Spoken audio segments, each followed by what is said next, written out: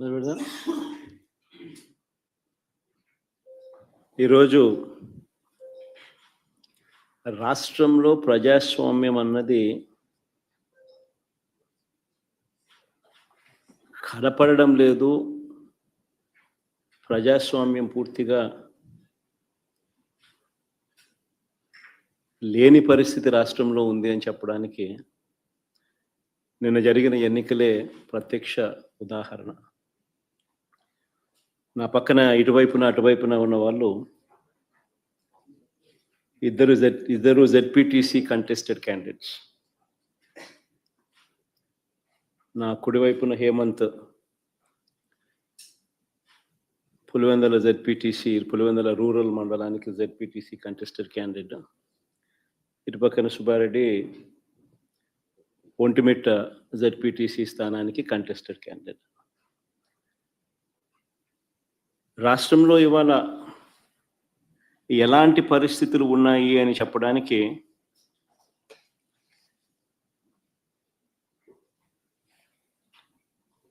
నిజంగా ఈ రెండు ఎలక్షన్లు ఒక ఉదాహరణ. అసలు మొట్టమొదటిసారిగా బహుశా రాష్ట్ర చరిత్రలో ఎప్పుడు జరిగి ఉండదేమో బూతుల్లో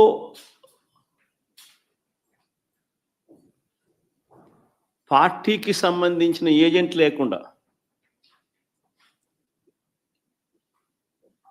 వైఎస్ఆర్సిపి ప్రతిపక్ష పార్టీ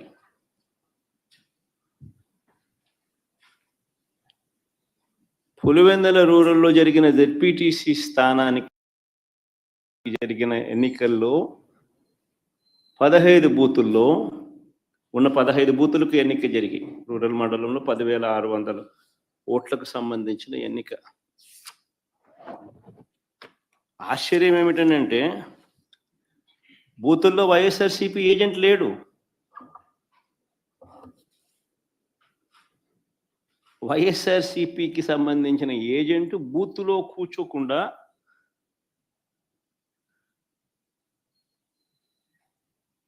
బూత్ దగ్గరికే మనిషి పోలేని పరిస్థితిలో బూత్లో ఏజెంటే లేకుండా ఎన్నికలు రిగ్గింగ్ చేసినారు. సాక్షాత్తు పోలీసుల సమక్షంలో పోలీసుల ప్రోద్బలంతో బూతులోకి వెళ్ళే ఏజెంట్ల ఫాములను వీళ్ళే తీసేసుకొని చింపేసుకొని బూతులోకి ఏజెంటే పోని పరిస్థితిలో ఎన్నికలు నిర్వహించామని చెప్పుకుంటా ఉన్న ప్రజాస్వామ్యం మన రాష్ట్రంలో బహుశా మన దేశంలో ఎక్కడ ఉండదేమో, ఒక్క మన రాష్ట్రంలో తప్ప.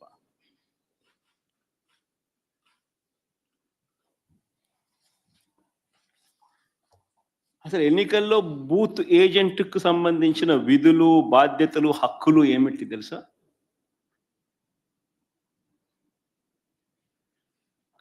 అసలు ఓటర్లే లేక దొంగ ఓటర్లను గుర్తించడం ఎవరు చేస్తారు? ఏజెంటే చేయాలి.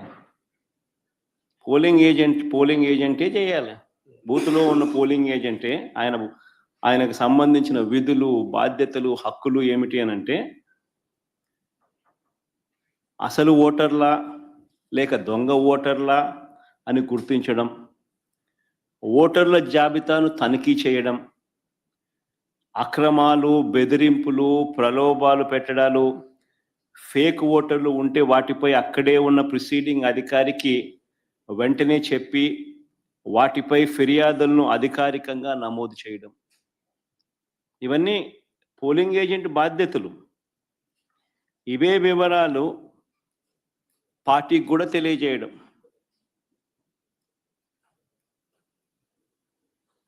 ఈ బాధ్యతలు ఉంటాయి కాబట్టి ఏజెంట్లకు హక్కులు కూడా కల్పిస్తారు.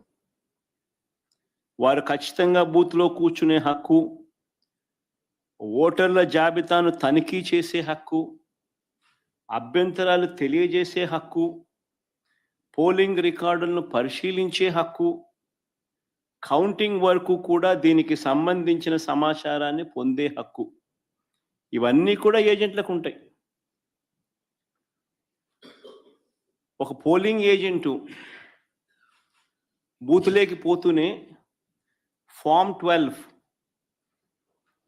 అన్నది అంటే తన పోలింగ్ ఏజెంట్ను అపాయింట్మెంట్ చేస్తూ ఇచ్చే ఫామ్ను క్యాండిడేట్ ఫామ్ 12 పోలింగ్ ఏజెంట్ను అపాయింట్ చేస్తూ ఇచ్చే ఫామ్ను it's called form 12. Polling candidate పలానోడు నా ఏజెంట్, నా పోలింగ్ ఏజెంట్ అని చెప్పి అపాయింట్ చేస్తూ ఇచ్చే ఫామ్. ఆ ఫామ్ను తీసుకొని పోయి ఆ పోలింగ్ ఏజెంటు ఎన్నిక స్టార్ట్ కాకమునిపే ప్రిసీడింగ్ ఆఫీసర్కి ఇస్తాడు ఆ ఫామ్. ప్రొసీజర్ అది. ఆ తర్వాతనే బూత్లో కూర్చుంటాడు. మా ఏజెంట్ల నుంచి ఈ ఫాములను నిన్న టీడీపీ వాళ్ళు పోలీసులు దగ్గరుండి లాక్కోవడము, చింపేసేయడము.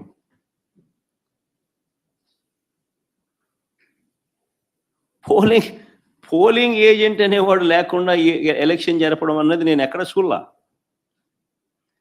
ప్రజాస్వామ్యం అన్నది ఇంత దిగజారిపోయిన పరిస్థితి బహుశా చరిత్రలో ఎక్కడ చూసిండు మేము.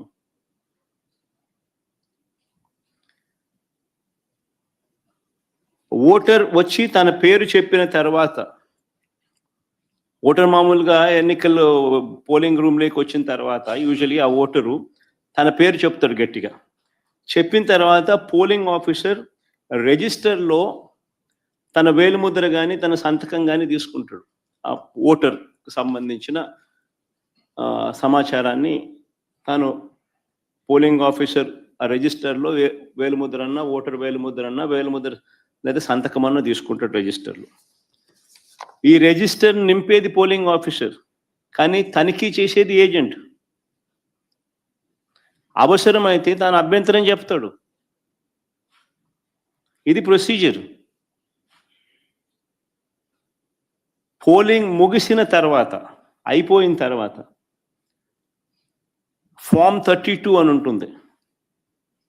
ఫామ్ 32ను నింపి ఆ బూత్లో ఎన్ని ఓట్లు వచ్చాయి అన్నదాన్ని రికార్డు చేస్తారు. బూత్లో ఉండే అధికారి ఆ రికార్డును ఏజెంట్కు ఇవ్వాల్సి ఉంటుంది. అంతేకాకుండా ఏజెంట్ నుంచి ఒక రిసిప్ట్ కూడా తీసుకుంటాడు ఆ ప్రిసీడింగ్ ఆఫీసర్. ఆ రికార్డుతో ఈ రిసిప్ట్